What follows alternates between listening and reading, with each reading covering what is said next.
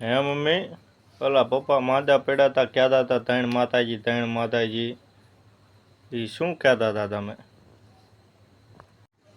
ઈ તું પેટમાં હતો ને તારે સુરેન્દ્રનગર રહેતા હતા. ત્યાંથી પછી માસીના લગ્ન હતા ને તે હું વાણે વહી જઈ અને ડિલિવરી અહીંયા કરવાની હતી, બીજી હતી. એટલે તારા પપ્પા બહુ બીમાર પડી ગયા હતી એ વખતે. લગ્નમાં આવ્યા પછી અહીંયાથી બહુ વધી ગયું એટલે પછી ધૂળામામા ઘરે મેકવા આવ્યા અહીં રંગ પર વાણેથી.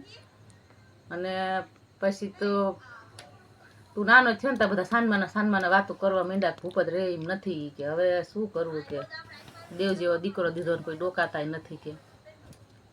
તે પછી હું અહીંયાથી 15 દિવસનો તું હતો ને ત્યાં સામાન ભરીને ઠેલો ભરીને અહીં આવતી રહી. પછી બાપા કે તને એકલી જવા દેવાય નહીં કે હવે અને બૈરા કોઈને હારે મોકલાય નહીં, વળતા ખટારામાં આવે કોણ, જતા તો હું આયા રે. પછી ધૂળામામા મેકવા આવ્યા અને વળતા પછી એકલા વિયાઈ ગયા. અને પછી 15 દિનો તું હતો ને 17મા દિવસ મેં ચંદુ દાદાની ડોક્ટરે તને દાખલ કર્યા તાર પપ્પાને. ચંદુ દાદા વઢવા માંડ્યા. ઈ કે તમે કે વહુ કે આ ભૂપતને હાજો કરતા કરશો પણ કે આ છોકરાને માંદો પાડી દેશો, કે હું આવડો હારે લઈને આવ્યા હોય ને મસરા કેટલા એને બળે કાળા ડામા પાડી દીધા. એટલે અમુક ત્યારે કેવું પડે ને કે સપોર્ટ ને સલાહ. ઈ વખતે સપોર્ટ આપ્યો હોત ને તો સલાહ દેવાની અત્યારે લેવાની થાત.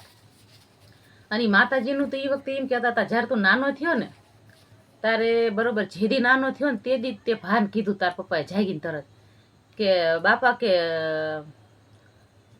આજ કે 3 માતાજી કે અહીંથી કે રંગપુરથી ને વાયણા જ્યાં કે હવે કે વહુ નાનું થઈ ગયું હશે કે. તે દી તું નાનો થયો સવારમાં વહેલા 6 વાગે નાનો થયો ને 6 વાગે તાર પપ્પાને સપનું આવ્યું કે 3 માતાજી અહીંથી ને ત્યાં જ્યાં. અને ડિલિવરી કરવા વાળા એક દેવી પૂજક હતા અને એક દલિત હતા અને એક માલધારી. 3 ડોસીઓ હતા અને ડિલિવરી કરાવવામાં અહીંયા 3 ડોસીઓ. અહીંથી તાર પપ્પાને સપનું એવું આવ્યું કે 3 માતાજી ગયા. તેમાં તે દી બે ભાનમાં માંદા હતા ને તે દી તેમાં બોલતા હતા.